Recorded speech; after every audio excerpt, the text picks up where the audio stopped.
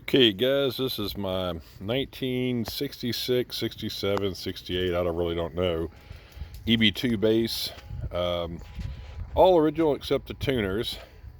It's actually in, pretty good condition. It's missing, it has a screw hole here, a screw hole here where it's missing the pick guard they had then. You just got that one humbucker here. Got the little plate where your mutes were, where you could pull that and press back and it would go up, touch the string, go in, and it would come down. You could play and the strings would ring like normal. I'm going to go ahead and look at the bass this way. Can't say this is the original case, have no idea, but as you can see this way, hopefully you can see, it's in good shape for a bass that's been played. I'm going to roll this over this way and continue where we were, coming around here. You'll see some little marks and stuff like that, and here we go where the sunlight's hitting it a little bit better. Coming around here, so you can see that. Still got some dust all over it. And we get up here towards the end of the neck here, and what someone did is they changed the tuners out. So I got somebody driving by with some crappy music, but either way, turn around here so you can see. See, has some little battle scar things there, nothing too bad. And then let me flip this over here, let you see the back side. You're gonna have a few extra holes here, bingo, that you can kind of see. Let me turn this guy a little bit where the sun catches it.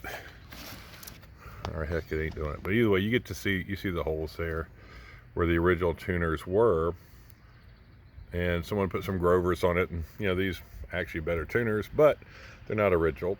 Down here you can see where at one point in time, looks like somebody tried to put the strap button there instead of where it's at right now. Don't understand why they did that, but somebody did.